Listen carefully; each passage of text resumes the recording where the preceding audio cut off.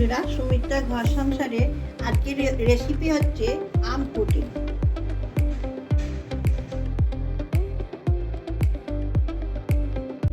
পাকা আমগুলোকে কেটে নেব, যে কোনো আমই পাকা হলেই হবে।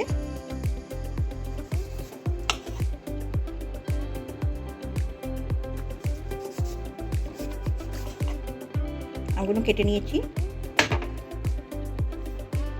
এবার আমটা আমি খোলা থেকে শাঁসটাকে নিয়ে নেব মিক্সির জারেতে।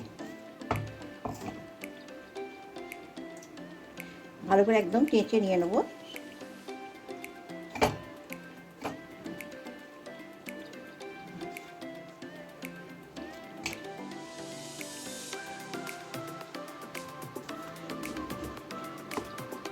কোনো কিছুটা ফেলবো না, সবটাই নিয়ে নেব।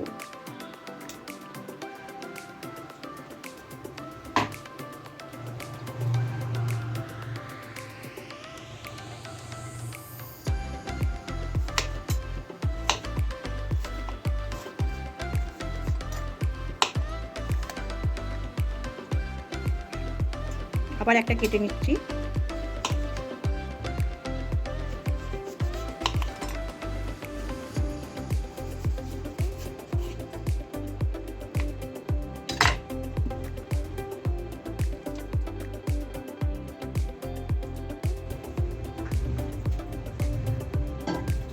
আমি কিন্তু জল দেবো না, একদম পাকা আম তো, এটা খালি বেটে নেব। 2000 years later. আমটাকে আমার বাটা হয়ে গেছে। গ্যাসটাকে জ্বেলে দিলাম। এখানে হাফ লিটার মানে আমার 500 গ্রাম দুধ আছে। দুধেতে আপনারা করতে পারবেন।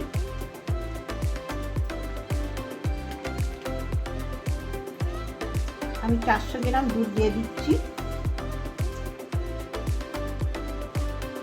100 গ্রামের মতো আমি রেখে দিচ্ছি, এটা আমার কাজে লেগে যাবে।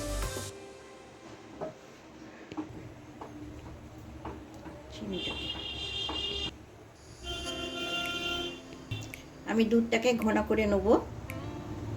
এবার আমি এখানে 150 গ্রামের মতো চিনি আছে, চিনিটাও দিয়ে দিচ্ছি। এবার আমি ভালো করে একদম দুধটাকে ঘন করে নেব। A few moments later. আমার দুধটা ঘন হয়ে গেছে।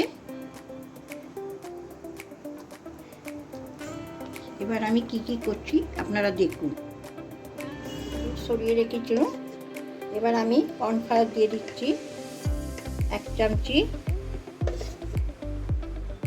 2 চামচি। কর্নফ্লাওয়ারটা দিয়ে ভালো করে গুলে নেব।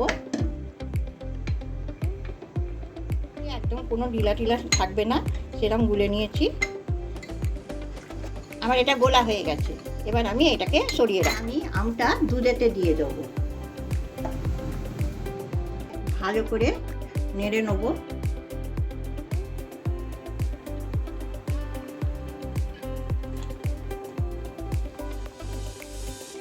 এবার কর্নফ্লাওয়ারটা গুলে রেখেছি, ওটা এবার আস্তে আস্তে অল্প অল্প করে দিয়ে দেবো, 1 চামচি করে। এটা ঘন হওয়ার জন্য দিচ্ছি।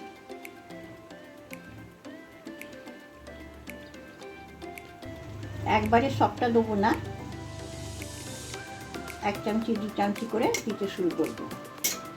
এবার আমি গ্যাসটাকে নিভিয়ে দিলাম। আপনাদের যদি রেসিপিটা ভালো লাগে আমাকে সাবস্ক্রাইব করবেন, লাইক করবেন, কমেন্ট করবেন। সবাই ভালো থাকবেন, সুস্থ থাকবেন। আমি বাটার গুলিয়ে নিচ্ছি ভালো করে, উঠবার সময় তাহলে সুবিধা হবে।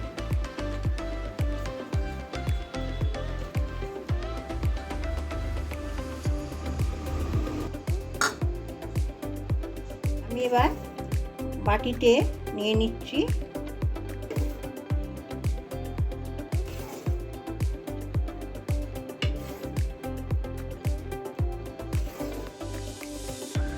বাইরেতে ঠান্ডা হয়ে গেলে আমি ফ্রিজেতে 2-3 ঘন্টা রেখে দেবো, তারপরে আপনাদের দেখাবো।